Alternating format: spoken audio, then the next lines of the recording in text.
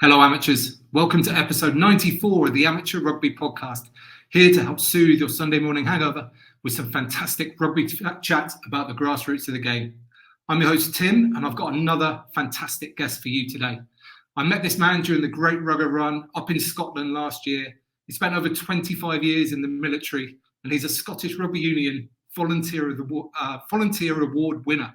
And he seems to be on an absolute mission at Bannockburn RFC. So please welcome Mr. Jimmy Samuel. Jimmy, how are you, sir? I'm good, Tim. How are you, buddy? Very well, thank you. Welcome to the podcast. Now, regular listeners will know that you featured in episode 88, which was only a short while ago. So we're going to try not to repeat anything that we did during that episode. However, I would like to have an update on the mini digger. Do you still have the mini digger? I got a lot of stick for the mini digger and how cheesy it was when you turned up. Oh, hey, hi! I didn't know you were coming. So the mini digger, unfortunately, has gone back. We did manage to get everything finished. It was one of those projects, which is probably indicative of how I approach things. Like, how hard can it be to put 5-8 meter floodlights up, and it turned into an absolute epic. But yeah, guys and girls dug out. We got it all dug in. Ironically, and the mini digger went away. But that was a good little period, good little project that was for the club. Really made a difference, actually. Good, excellent. Yeah, so just for the listeners that didn't hear that, you found and then installed a whole set of floodlights down the side of the pitch yourselves. Yeah, well, yeah, essentially. So, I mean, the backstory was we can roll back. So last year was a big year for the club, 2021. We set out on this journey, and I'm sure we'll talk about it more as we come up, as I've taken over Director Rugby. But we was really fortunate to have the good, the bad, and the rugby come up. So James Haskell, Mike Tyndall, and the team came up and did an event at Bannockburn. It was part of their Vodafone grassroots rugby program. And one of the benefits of that was obviously brought in some funding because we held the podcast there, etc. So what do we spend this money on? And for me, coming to Bannockburn a few years ago, what I did realise, it was a small club with just massive opportunity. Loads of space, clubhouse, etc. But there was a lot of space we weren't using. And after a little bit of jiggery pokery and talking with some of the guys, we worked out we could fit a new pitch in.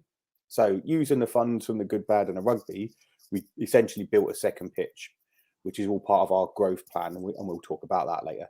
So day one, build a pitch, fine, pitch fits. Let's go and put the posts in. So I was like, how hard can it be to put posts in? Just normal rugby posts. Got the dimensions, meter down by a meter wide, etc.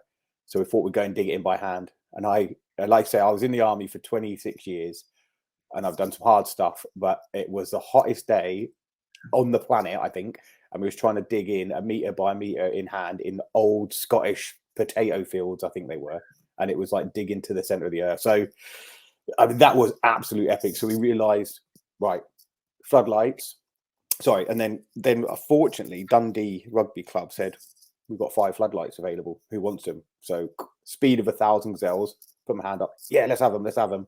No idea how to move them. So bearing in mind, it was, I can't think how far it is, let's say 100 miles between Dundee and Bannockburn. No idea how we're going to move them. Eventually managed to get a truck and all that sort of stuff.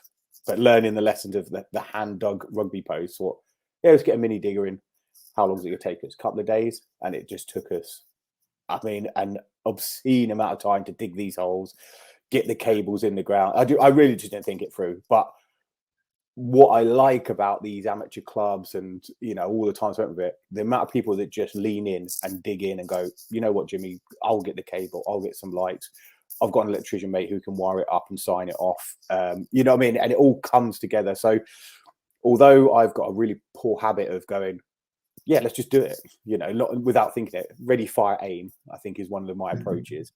I'm always confident that the team and the blokes and the ladies will pull together and and dig me out, basically. So the mini digger and the floodlight situation was an absolute epic, but it's made such a difference for the guys and girls to be able to train and stuff like that.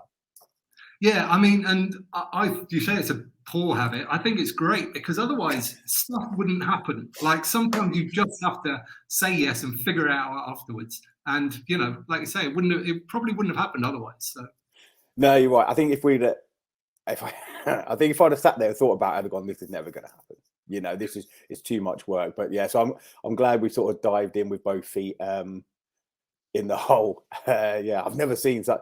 I mean, people walking past going, "Where are they digging?" I mean, these things are gargantuan, but it was good fun. The digger was good fun, and boys' toys. That was sort of my pull. And little things like one of the players' mums, he's Italian.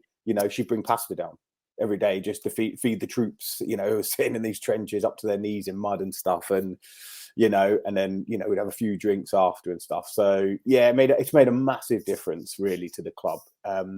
One, in the floodlight in the pitch, and then two, we also powered the gym, so now we can use a gym all year round, apart from in this place having a death trap of a generator sat there. So no, it was a really good project, that, and it's certainly part of our wider plan for the club and how we're going to grow, or how we're trying to grow and stuff.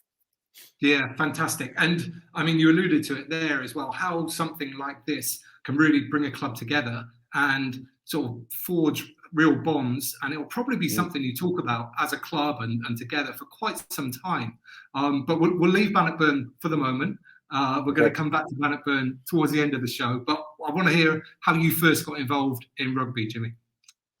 Well, I think like most people our age, or most people nowadays, most kids, I started my rugby career when I was 8 when I started. But like I say, like everyone, you follow your parents into it, or you follow your friends. So for me, my dad played at Bedford Swifts, which was attached to the athletics club in Bedford where I grew up.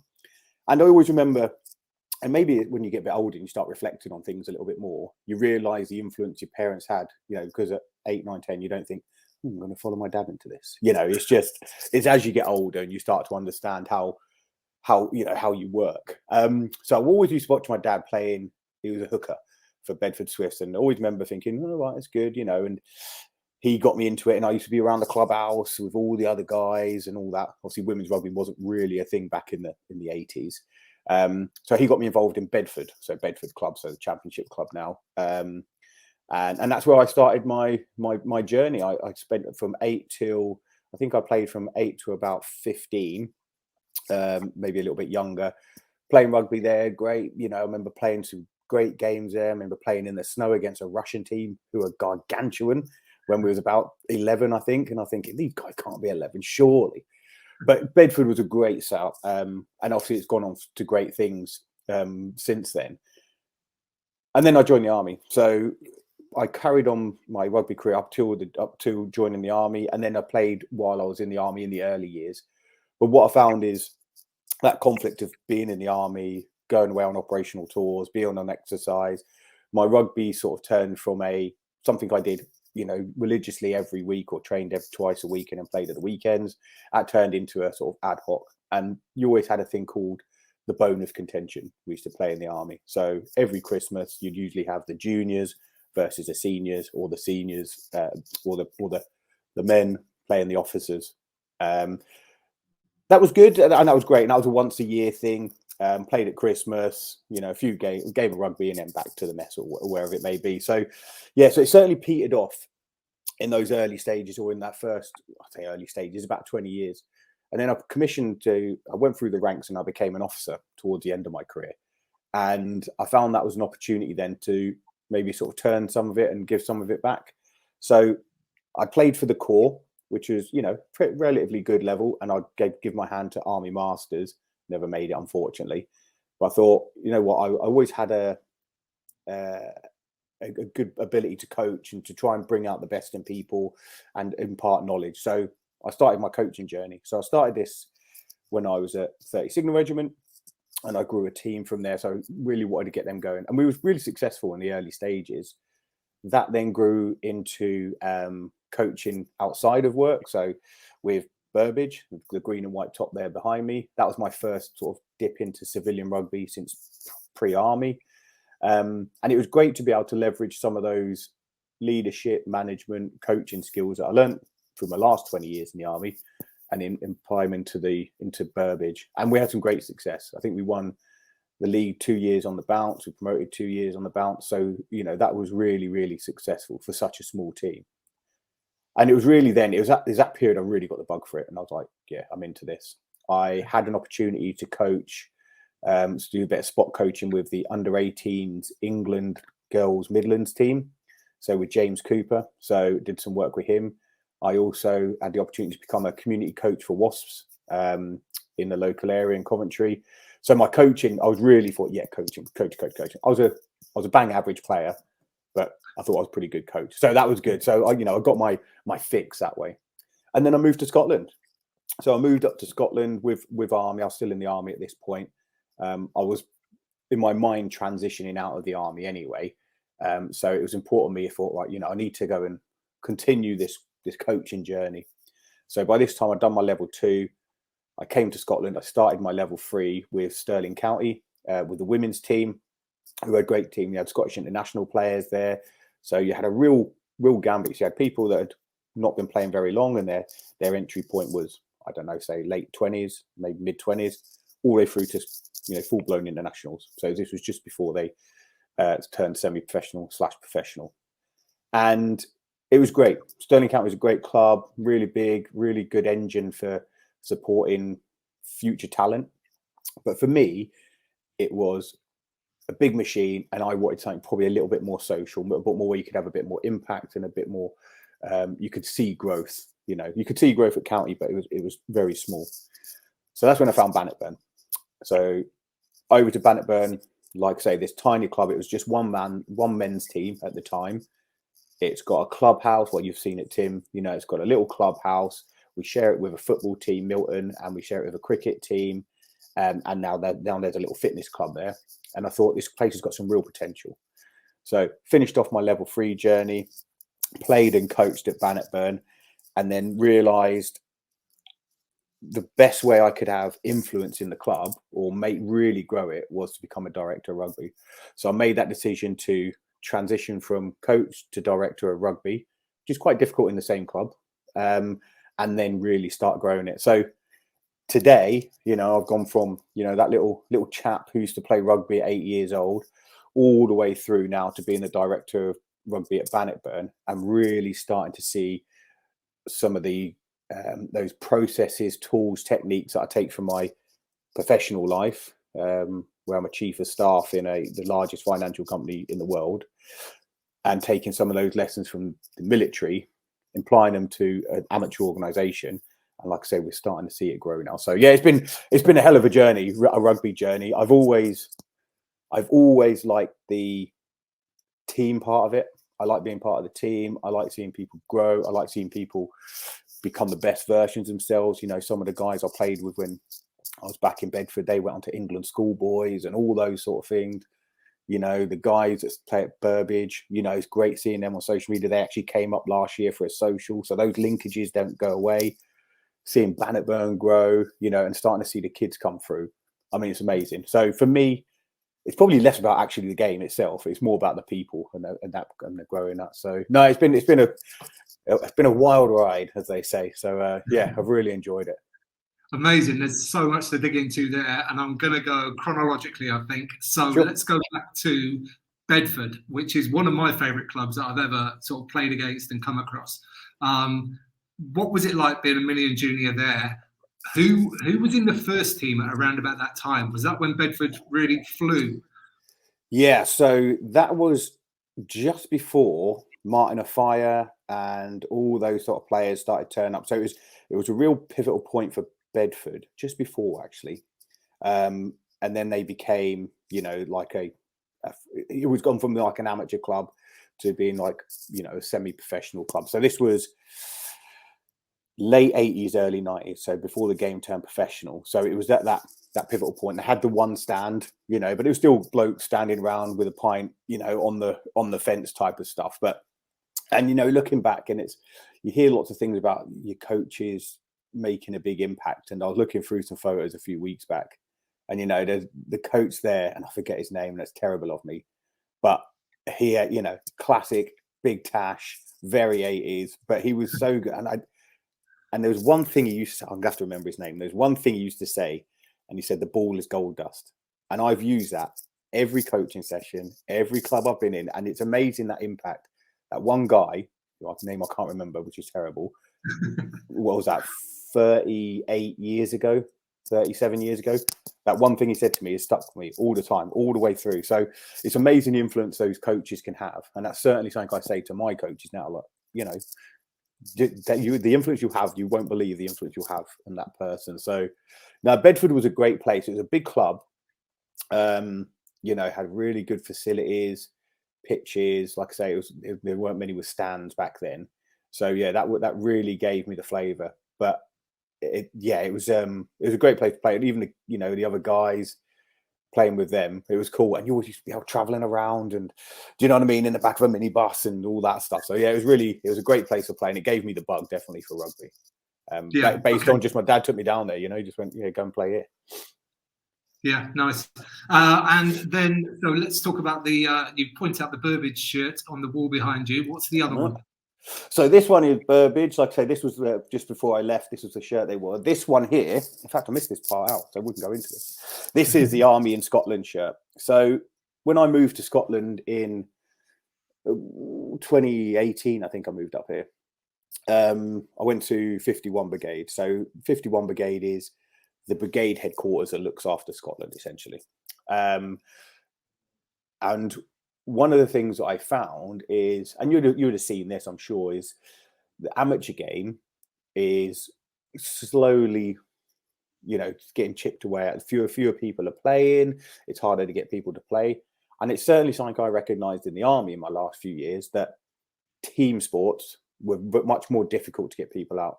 And rugby especially, because you need, 23, 25 blokes with all your refs and coaches and, yada, yada. So to get that many humans out to play rugby was quite difficult at a regimental level. Few reasons for that. One, sheer numbers. Two, lack of playing. So I think the lack of playing in the amateur game carried through into Army. So, there's fewer players to pull from.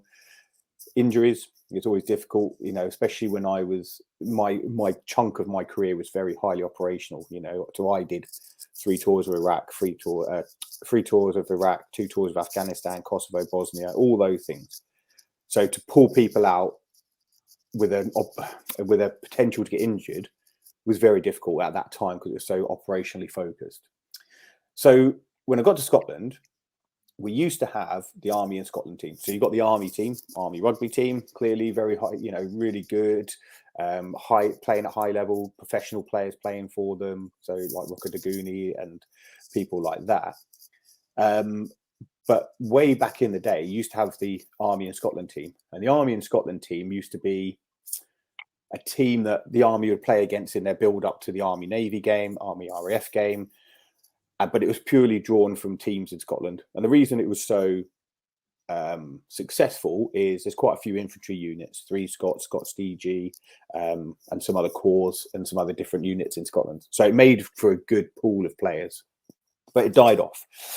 So we got to Scotland in 2018. I thought, why can we not re-engage this? Why can we not, re-energize it? So myself and a guy called Cy Talbot, who's a captain down at the SNIY, Scottish Northern Irish Yeomanry, down in Redford Barracks in Edinburgh, we got together and said, let's reinvigorate it, see what we can do. So year 1, we pulled it all together, had a few games, went and played a Perth Select. That was a bad mistake. They had ex-international playing. I've never played in a game where I've chased so many shadows. Like I say, bang average player, but even I was like, come on, guy, this is ridiculous. So we played a few games, had limited success, but what it did, it planted the seed, and again, these things are important. And to your point, with the floodlights, again, it was a case of, let's just give it a shot. So, I just wandered around, got some money out of the Army. They gave us some bits. I went and visited Holt's, which is a sponsor there, and just said, any chance you give us a couple of grand for shirts? And they were really good. They've got really good connections with the military. So they were kind enough to give us some money for the shirts. And we built something. And like I say, year 1 was okay. It was very much, a few people turn up. Year 2, which was my final year, started getting a bit better. We started getting good linkages back with County, with Bannockburn, and a few other clubs in the area. And then I left the Army. And now, not because I left, I hope not, but it's really gone from strength to strength. So but it was those linkages, and again, it's those relationships. So I reached out to Si actually last year, said, look, good, bad, and rugby come in. You know, we've got a lot of links with veterans in Bannockburn. Why don't we have the army play Bannockburn? So they came up. We had, you know, some military vehicles out. We had some military weaponry. We had a pipe band playing. So we had Mike Tyndall playing against the Army and Scotland team and stuff like that. So as a spectacle, it was really good. And that team and the Army and Scotland team really started to grow. And I think in another 2 to 3 years, they'll be back to where they were, having games against the Army team prior. And what I hope happens with it is it becomes a feeder for the Army team, because, you know, like everything, Scotland's a long way from everywhere. You don't realise it until you're here. You think that's a long way to go to anywhere. So getting guys freed up from their day job to go and play for the Army was difficult. But now I think we've got those better ties in with the Army Rugby Union, and they're starting to see those relationships grow. So yeah, that was I'm really proud of that project. It was a great thing to start and be part of, and having seen how Si Talbot's really driven it forward, is really impressive. So yeah, but they battered us at Bannockburn, so we're probably going to play them again. Right, Dewey. So, what is it within you that drives you to kind of seek out these experiences and these opportunities for growth? What do you think that is? That's a good question. Well, I think maybe my time in the Army was a big part of that. You know, so people join the Army for different reasons, and I think what I took away from my time in the Army was, no matter your political leanings or what conflict you thought was right or wrong, to my mind, it was always done, I think, with the best intentions. Certainly my intentions, you know, whether it was Iraq, Afghanistan, Kosovo, Bosnia, some will probably come out better than others. But I think we always went there for the right reasons, to try and help people that couldn't help themselves. So that's why I always approached it with. And I think maybe that's why I pivoted from county to Bannockburn, because I think that's probably the starkest example of it. County was a great setup, you know, good money, good facilities, good access for players who were good and had the resources to do that. So I think what drew me to Bannockburn then to help grow that club is, you know, not necessarily had the same skill set, financial backing, etc., etc. So I thought, you know, as I see participation declining, I think it's declined something like 3% over the last 3-4 years. You know, if you extrapolate that out and it's at 5% now, you know, that means amateur rugby will be dying in about 5 to 10 years. So I wanted to provide that place where it didn't matter if you was rich, poor, black, white, gay, straight, male, female. I wanted you to be able to have access to sport, rugby particularly, just because I've got a passion for it, but, you know, access to good facilities, good coaching. And I think a lot of that came from just seeing when you travel the world. So like I say, all those operational tours, I think I've been to 43 countries in my time in the military. You see all sorts of walks of life, and you see people, you know, we talk about poverty in this country, but it's nothing compared to the world, you know, and people really have nothing out there. And I think if you can just lift those people up by 1%, if you can just make their life a little bit better, you know, that's a win for me. So I'm not very results focused. I don't really watch much rugby outside of, you know, the odd international or, but my focus is how can I make the lives of those individuals better in the rugby club? And that's I suppose the where I can have influence in the world. You know, I've been around the world, done bits and bobs as part of the big machine, but where can I, as an individual, have influence? And it gives me, that's probably where I get my most, I think sucker is a good word for it, or, you know, most gives me that warm fuzzy feeling when I see the appreciation from either the men's team or the girls team or the kids team, and, you know, that little fist bump saying, "Oh, I really love that today," or, "Oh, that was a really good event." That gives me more than, you know, anything at work, or do you know what I mean? Does that what I mean? So I think a lot of it comes from military. I think a lot of it comes from, you know, probably goes back to parents and being involved in rugby clubs and stuff. So I think all those little events through your life, then you think, right, how can I give back now? Yeah, absolutely. And there's one, sorry, mate. There's one thing I will add on to that, actually, on the Bannockburn side, is when I left the military, So ex-military people out there, I'm sure you have ex-military people listening to the podcast. When you transition out of the army, especially for someone like myself who'd been in it for 26 years. So I joined at 16. So I literally went school, army, knew nothing else. So everything about me. So who I was, i.e. for the 26 years, I called myself Corporal Samuel, Sergeant Samuel, Captain Samuel. So my life was predicated by my rank. So what I wore on my chest or my shoulders. I met my wife in the army. My kids were raised in the army. All my friends were in the army. And my job was the army. I ate in the army. Do you know what I mean? Do you see where I'm going with this? And then all of a sudden, now I'd made the decision in my mind to leave. But the day I left, I was like, so who am I? What's my, I didn't even know. So I lost my sense of identity really quickly. And it was quite a culture shock, to be honest.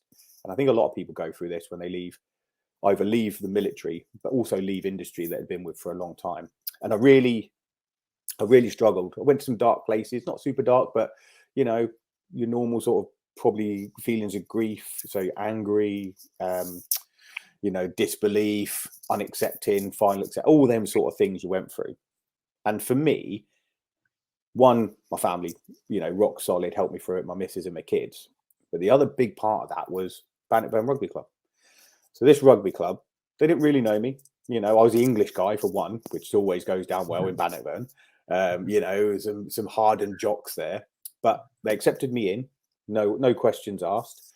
They gave me the opportunity to try things, which, could have, upset the apple cart. But most of all, it gave me that support network. So when I did leave the army, where I was corporal, sergeant, my whole friend network was there. I had almost like this ready built friend network and support network there. And I think they realised how much they helped me. I don't think they realised, but I spoke about it before. But that was really important to me to help me transition. And we've got a few other veterans that we try and reach out to, and we've got a few veterans in the club. So to answer your question, I know that was quite a long-winded way, but throughout my life, I've always looked at how can we help people. But then having been helped myself, I thought it was really important to give back to that club and make it the best club it can be. So it's been a real journey on that, and and I hope we're making a difference at Bannockburn. I really do. I'm sure you are. And when I was up there visiting you, you said something along those lines, but it was just a sentence, and I think you said something along the lines of, "I came here at a really important time in my life," and that just made me think there's a deeper story there, and I think what you've just told me was that. Yeah, no, it was it's a strange time, and having been out of the army 2 years now, you start to reflect back and look at that and think, what would it have been different? Would it have given me it gives you that confidence to go and do other things. I don't think I'd be in the job I am now if I didn't have the rugby club behind me to go and think, what, they're there, they've got my back, basically. So, and it just gives you that outlet as well. If you're having a bad day, you can just go and run around with the lads or the ladies. Do you know what I mean? And they'll give you loads of stick, and you think, right, feet back on the ground. I'm here. I'm here. I'm safe. And that for me is a big thing. That safe environment for everyone, and that's what I'm trying to create for everyone else now. Yeah, fantastic. Now, going back to something you said a little while ago about rugby clubs or amateur rugby clubs being on the decline, social rugby being on the decline. I can see now, or I know already, but the reasons why that is such a big thing for you. Like, if these clubs disappear, then safe spaces like you've just described for yourself are going to disappear. So how do you think we can halt the decline at the moment in the social game? Yeah, it's tough, and I've looked across a few things and doing a little bit of work in the background into this, and looking at the stats and why it's happening. And there's a few reasons. COVID was tough, but I don't think we can use that as an excuse, because I think it was on its way anyway. I think all that COVID's done is accelerated, and it's done that for lots of things, accelerated lots of issues. The cost of living crisis doesn't help. That's on the back of it. So, everyone was skint, and now everyone's super skint, which is quite annoying. So I think there's a few reasons. So the first one is access to other things. So it's opportunity. So when you and I were growing up, you could either go to rugby, football, cadets. There wasn't a lot. We wasn't sitting at home playing computer games. We didn't all have a phone. You know, it still makes my kids crack up when I say there was no internet when I was growing up. They're like, "What do you mean there's no internet?" You know, they're like, "How old are you?" The world was black and white when I grew up in the, you know, in the 80s and 90s. So, but there was less options. Your parents, I think, had more time. You know, both parents working was probably just becoming a thing in the 80s. So you always had a parent who could take you to rugby or to wherever. And so I think opportunity is probably one of the reasons. You know, if you're not providing a quality product, and I'll probably take some learnings from my business life into the rugby, and I'm certainly, that's something I'm doing consciously, of how do we think about the people in our rugby clubs? How do we think about those individuals? And now what I'm starting to think, or what I've done over the last year or two, is thinking of the players as customers, because at the end of the day, they're paying whatever they're paying to come to the club, but what are they actually paying for?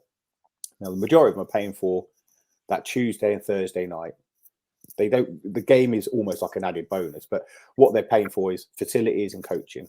So for me, it's making sure we have the best coaches we can. Now that's difficult in the volunteer environment because you get who you get to come in the door. But what I want to do, what I am doing, is looking at how do we recruit those players, and how do we make them feel like they're safe and they can flourish. So you can do that through things like, you know, equipment. Everyone likes stash, you know, that's a given.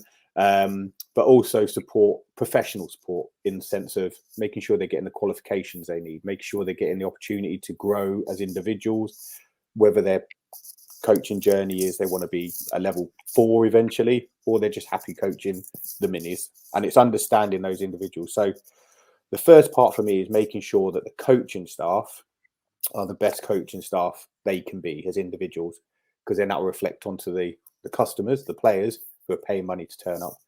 And so we do lots of work with them. So, for example, at the moment, we've invoked a word of the month. So for this month, it's communication. So I'm getting them to think about communication. How do they communicate with the players? How do they communicate with their team? You know, how do they listen? How do they talk? All that sort of thing. And then we'll have one next month. And So it's all about their personal growth. The second one is facilities. Again, super tough, you know, in an environment where there are few facilities, but you know, you don't have to have the best facilities in the world. You know, we've got a little small gym. We showed you the gym when you came up. We've got a little clubhouse, and it's making the best of those facilities and making them available to everyone. So again, we've had some really good interactions with the local council. They were clearing out a gym. We was like, yeah, we'll have all that stuff. Again, this was another ready, fire, aim one. They went, do you want loads of weights? Like, yeah, how many? Don't care. We can get it. It was ridiculous. We were round in Ratlock. We had people trying to get weight benches in the back of cars. You know, the coppers have stopped us. We'd have been stuffed, because there was stuff hanging out of cars all over the place. And like, they were like way down, like low riders going down the road with up, you know, 500 kilos of weights in. But we've got it all there. Now that's a really good facility we've got. And then the last one, and it's probably the most pertinent at the moment, is price point.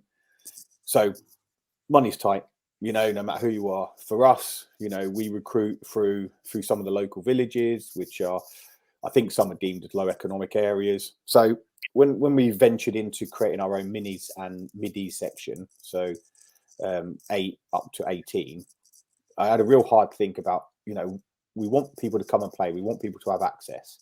So how do we do it? So what we did is, look, most models for most organisation is look for the men's team, or look for the senior team, and that's what we look after. What we've done, sorry, is flip that model, because yes, the men's team's important, yes, the women's team's important, but actually it's more important if we fill up from the bottom. So what we've done is we've charged the adults and we've charged the 12s to 18s, but we don't charge anyone else. So we take the money from the membership from the seniors and we use that to fund the juniors, i.e. the minis. And that seems to be really successful. I mean, we went backwards and forwards it, because we're like, well, if people aren't paying, will they respect it? But combine it with the facilities that we've put in place and the good coaching, or the high quality coaching, they do see the benefit of what they're doing. They do understand why we're doing it, and they know about the 10-year plan because we've communicated it really well through the club. So yeah, flipping that financial model, getting the seniors to pay for the juniors, I think in the long run will benefit, because we'll drag those juniors up. That will create the culture that okay, it's not about me, as in the adult playing. It's about the future of the Burn, which is 10 years down the line. So everything is on 10-year cycle. So yeah, that financial model, facilities, and a quality product for me. They were the three things we're really doing to try and how I think we and lots of other clubs, can grow their teams. So yeah, and then a lot. It's just thinking glacially. I think a lot of I was the same, right? When I was a coach, all I cared about was the next win and this season. The season was the longest I ever thought. I thought, yeah, the whole season. But now I'm thinking, I think in 10 years, 10, 20 years, that's how you need to think if you want real growth, I think. I love that phrase, thinking glacially. I'm gonna Yeah. remember that. This thing about the financial model, though, I find this so interesting because lots of clubs start minis and juniors sections, and of course they want players to come through, and they want to provide an environment for kids to get into rugby and have enjoy it and all that kind of stuff. But it's also, for the vast majority of clubs, it's where they get a lot of their money from, because the amount of kids obviously that come into the club playing memberships, that tends to filter upwards. So just explain to me in a bit more detail exactly how it works and what the sort of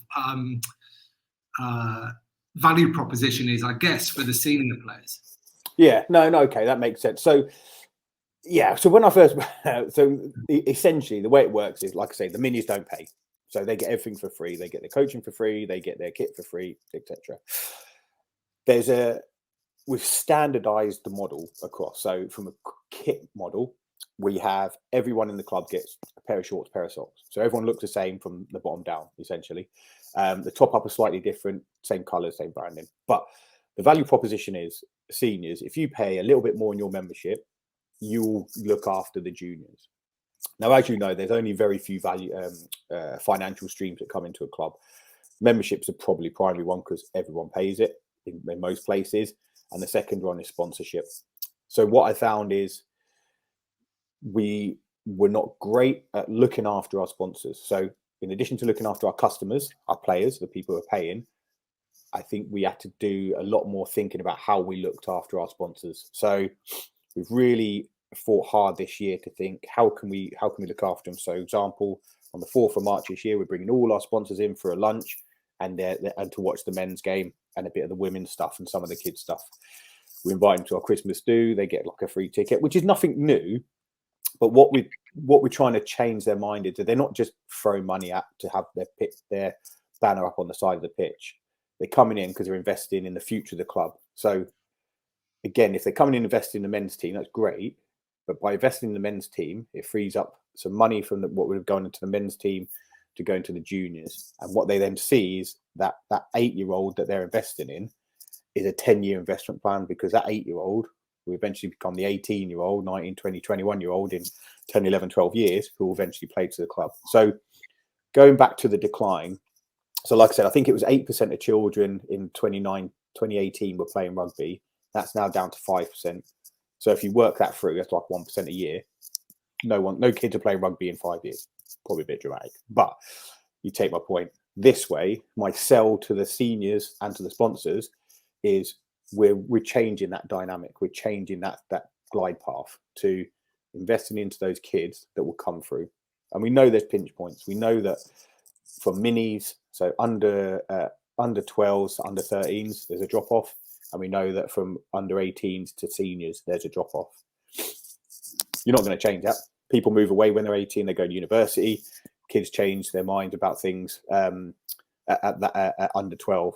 But what we're doing there is this year we're going into 9 primary schools, and we deliver free rugby. So we go into their PE sessions and we deliver This Is Rugby. And at the end of it, in March 29th, we provide a big tag tournament. So they come in and they play tag. And I think last year we had 253 kids playing.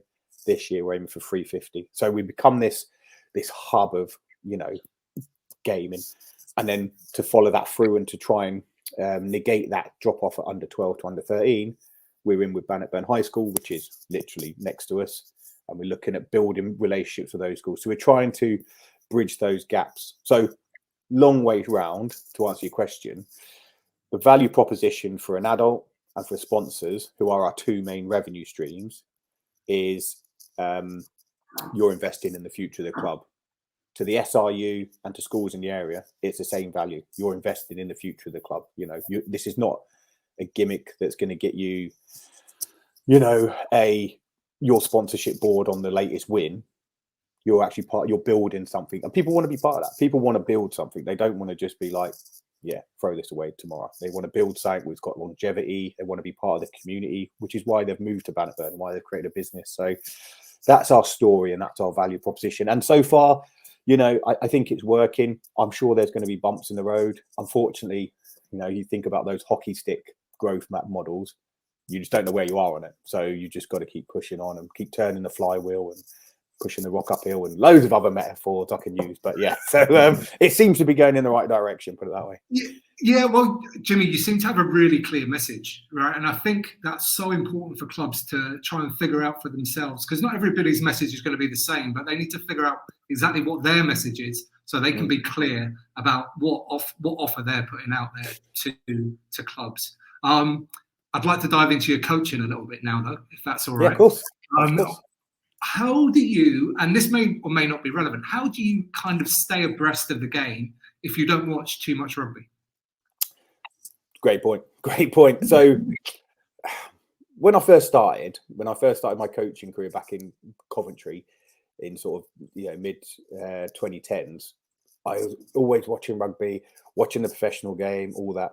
And I soon came to realise that if you're trying to invoke professional standards on the amateur game, you're just going to come unstuck because they're not getting off the floor quick enough. They're not as fit. They're not as well drilled because, it's not their day job. So I soon realised, and I'm probably beating this to death, but it's just about the people. It's about how you can get the best out of that person or that individual. It's spending, for me as a coach, it was spending time with each individual to understand what makes them tick, understand what they want to do, what they need, and then understand the gaps and how can you fill those gaps for them. So it takes an inordinate amount of work, as a coach to spend time with those individuals to understand, this guy's been playing centre and he's like, I don't like playing centre, I want to play flanker, or my tackling's terrible, because you can see that, but it's how would you pull that out of them and how would you make them realise that? So through videos and all that sort of stuff. So for me, on a coaching perspective, it was all about the individual, and it was then the individual, the team, and then the task. So if I got an individual right and understood their wants, desires, and then help fill the gaps, that would then create the team. And I did do a little bit about structure and how teams are playing, but then the task had looked after itself. So if you get that culture right early, I think they'd say, was it culture eats strategy for breakfast? Some American president said that, I think. And it really does, because blokes will put their bodies on the line for you, more than they could be the most skillful guy in the world. But if they don't believe in what they're doing and they don't have that drive to really push on and bleed a little bit for their mates on the field, they won't do it. And what I've done is, I've taken that coaching and I do the same now with the committee. It's understanding, okay, where are the talents? So we've got a guy called Magic, Polish guy. He came to me and he was like, look, I'm really interested in community work. And I was like, right. So, I've spun him up. I've given him some contacts. And you know what? To look at the guy, you think he weren't. I didn't know he was interested, but taking that time to have a chat with him, I know he's super passionate about community and community outreach. He's now our community liaison officer, and he's out working with Active Sterling. He's working with the schools, and he's really growing our club for us. So to answer your question about the coaching, I didn't really watch. I watch a little bit, and I listen to the podcast, and I do some self-reflection and self-development. But it was more, how can I get the best out of the humans, rather than how can I make them pass a ball another meter or be better at the breakdown and stuff. So yeah, it's all about those individuals for me, and again, do that at work as well. Get the best out of these individuals at work and stuff. So yeah, all about the individual. Brilliant answer, Jimmy. Perfect answer. Because I think a lot of, especially in minis and juniors, with coaches that have got little experience in rugby, they worry about the technicalities of the game. They worry about the detail. And actually, as you've just sort of spoken very clearly about there, it's not that important. What is important is the fact that you understand your players and you're providing a safe environment where they can actually have fun. No, exactly. And the ethos that we put across the club is play, participate, perform. So at the minis level, it's about play. I mean, we haven't even had a competition this year. They turn up on a Sunday and they just play rugby. That's kicking a ball about, it's getting a ball in hand. You know, they're 9 years old. They don't need to know the intricacies of the breakdown or, you know, all that sort of stuff. And then at the middies, so under 13 to under 18s, it's all about participate. How can you get every player equal time on that pitch so they build their confidence, they understand the game, they start to understand how it is to interact and, you know, what it's like to be hit and understand how it's to work with a referee. And those little, you know, not gobbing off to the ref, not gobbing off to the sideline, and also coaching the parents a little bit, say, like, stop shouting, you know, you're not helping. So that's all about that participation model in the middle. And then when they're adults, absolutely perform, you know, that's when you should be learning it and refining your skill. But even that's a challenge, because the women in our club, for example, their entry point is, you know, mid-20s to low 30s. So you've got to re-skill those guys up. So even though it's play, participate, perform, there's a little bit of, you know, play, participate at this end as well. So, and that model seems to really work, and it gives the coaches a focus. They know what they're focusing on. And it's tough, you know, people want the wins and stuff like that. But actually, you know, people leaving smiles on their faces and they're getting good quality coaching, well structured. The wins come and go, you know. And I said this to the guys. I said, you'll never remember the score of a game. Very rarely. In 10 years' time, you won't remember the score of the game. But you'll remember the bus trip. You'll remember the time at the aftermath. You'll remember the good coaching sessions. Or, like I say, that first coach me, gold dust. I've remembered that whole time. I couldn't tell you what the results of the games we played, but I could always remember gold dust with the ball. So that's what I try and invoke with the coaches. Yeah, fantastic. Now, at the risk of embarrassing you, tell me about this Volunteer of the Year award. So I think, yeah, this was 2020, was it? I think it was my first year at Bannockburn. And I came in, and it was really kind. So there was a guy called Martin Kenny. He was a chairman at the time. And I think sometimes with these small clubs, they need that injection of someone new, someone with fresh ideas, you know, and to really drive it. And again, it was less about me. It was more about the team, you know, and it was a little bit of me saying, look, guys, this is what you can achieve if you dig out. So, you know, we did things like food drives, we did volunteering, what's the word I'm looking at? Fundraising runs. We did reaching out to the local community at Christmas to give out food on the streets. And all I did really, and I took the plaudits for the club's work, normal director of rugby stuff, you know, is say, look, guys, you've got a formed body of men here at the time who can go and do some real good in the community. So all we did is we spun them up and we found opportunities for them. And again, once the guys realise, well, actually, it's not about me, it's about this individual who's worse off for me. So going right back to, you know, time in the army, giving back. All I did is gave them, the guys, the tools and the opportunity to go and do that for themselves, and they loved it. And, you know, for the organisation, they gave me the award. Unfortunately, I think, when was that? Was that right at the beginning of COVID, maybe? I think it might have been, because I couldn't go to the award, so I had to send the guys up. So 3 of the guys got to go to Murrayfield for the day, slap up meal, loads of booze, and I was down working in London, I think. So, yeah, that was quite depressing, but they had a good time. Always giving, Jimmy, always giving. Exactly.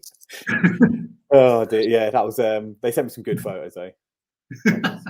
All right, before we move on to the next section, is there anything else you want to say or talk about in terms of Bannockburn or yourself at all?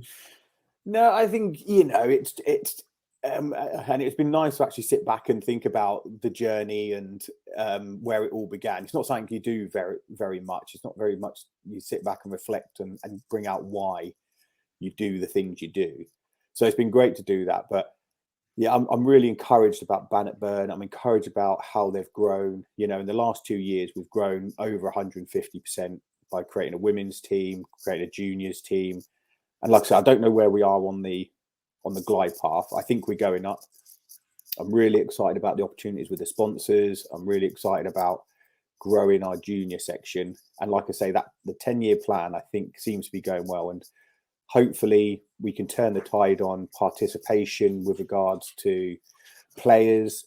Volunteers is a massive struggle, as always, as you understand. You know, trying to get volunteers in to help is tough. But yeah, I think we're turning the tide, and yeah, I just hope it continues. And it's not, if it weren't for the support of the guys and girls at Bannockburn, it's all about those guys and girls driving it forward. So yeah, I'm really encouraged about the future, and I think although I look across the amateur landscape, everyone's aware, and if people, I'm a big believer in, if you're trying to do the right thing, you're doing the right thing. It might not always work, but at least you try it. So I think we've got a good volunteer community out there across everyone, at all the amateur clubs, whether it's football, rugby, hockey, darts, probably not many darts, but you know what I mean. Yeah, I think there's people out there, good people trying to do good things. So hopefully we'll just keep pushing it forward, Yeah, fantastic stuff. Okay, we'll move on to the stash section of the quiz. Quick fire questions. What is your favourite bit of stash that you've ever received? So the favourite bit of stash, oh God, Bannockburn are going to hate this, I ever received was, we had some little wristbands made up with Burbage Strong on them. It was hashtag Burbage Strong. And we created that when I was at Burbage, just the year before I left. And although it wasn't much, that became our battle cry, basically. And it was just a tiny little rubber band, but that was probably the best bit or most impactful bit of stash I ever had. Nice. Good choice. Okay, and what is your favourite kit of all time? So this can be any team from any era. So I'm going to be super cheesy, right? And you're going to hate this. So the year before last, we created the new Bannockburn stash, and we wrote to Doddy Aid and said, can we wear your tartan? And they were graceful enough to let us wear their tartan on our sleeve. So for me, one, because of the man himself, Doddy, great guy, really impactful, the stuff he's done with MND. And two, from a more probably selfish perspective, for the guys and girls to see that they're wearing the same tartan as Edinburgh Rugby are playing in and all that sort of stuff, I think was really impactful. So for me, and I haven't got one here, and it's really poor of me, I should have had one in the background, but the current men Bannockburn stash for me was probably the best one we've ever had and the best one I've ever seen, just for the what's the word I'm looking for? The one for the tartan, but the impact and the message behind that tartan, I think, was probably the best. Nice, good stuff. Okay, and what about an awful kit? One that you think is terrible and you want to? I mean, there has been some awful kits across the years. I think probably one of the worst ones I've seen, and again, I should have dragged it out, but we had a sevens competition in back in Coventry a few years ago, and we thought a bright pink would be the way to go. It was awful. It was just not. All the colours clashed, and the guy who made it, he knows who he is. And the quality was rubbish, but yeah, it didn't go down well. Basically, put it that way. It was my first foray into kit, and it was my first learning. Thinking, oh my God, you really need to think these things through. So there's been a few faux pas, but yeah, that was probably one of the worst kits. So yeah, or the wasp white kit, I didn't really like that either. Oh, really? Wow, I love that wasp white. Okay, as we finish up now, is there anything else you'd like to say or any closing thoughts?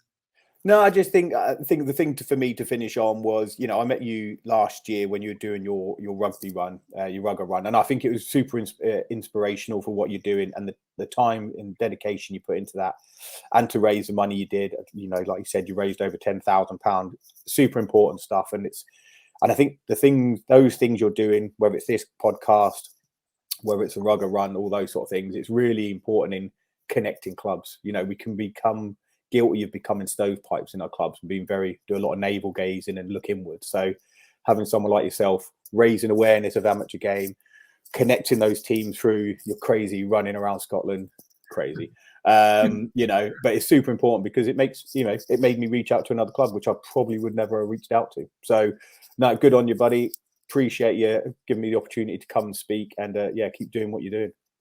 Thanks, Jimmy. It's been a real pleasure. And if people want to get hold of you or Bannockburn, what is the best way for people to do that? So the best way is to look us up on our website at Bannockburn Rugby, online, obviously. It brings up our website. At the bottom of that page, we've got all our links at the bottom of that. So Twitter, all the other ones, Instagram, all that sort of stuff. For me personally, if you look at Jimmy Samuel on LinkedIn, that's probably the best place you'll find me.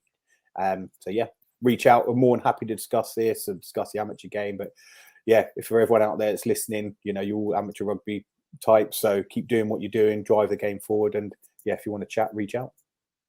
Fantastic. And that's at Bannockburn RFC. And I think that's the same on all of your social media accounts. But what we'll do, guys, listening at home, is I will link everything up that we've talked about today in the show notes below, which you'll be able to find at amateurrugbypodcast.com. So, Jimmy, thank you so much for today. Now, there he goes. What a man. I mean, just absolutely on a mission there at Bannockburn RFC. Just a really amazing story. Thanks for that, Jimmy. And he was fantastic. A huge help for me on the Great Rugby Run as well. He drove my bag from Bannockburn, I forgot, Hillforts. That was it, the club at the end of the day. It was a long day that day. So thanks for that, Jimmy. And we mentioned it there as well. Doddy Aid. Doddy Aid is ongoing right this very moment. And just because you missed the start doesn't mean anything. You can join halfway through or at the end. It doesn't matter. Find out everything at doddyaid.com. It costs you 20 quid. You get a snood. And more importantly, you're getting some funds to help end MND. And join me again next week when my guest will be another fine chap I met last year on the Great Rugby Run. But this time it's going to be a Scotsman. And this week I decided to bite the bullet, move with the times. So I started a TikTok account for the podcast. Yeah, I know. Go follow me there if you're a TikTok user. Just search for the Amateur Rugby Podcast and you'll see what I'm up to. Now, if you've enjoyed this podcast, you can rate and review on your podcast player, like, share, retweet. But what I'd really like is if you mention it to someone in person the next time you're down your local rugby club. So until then, get out and play.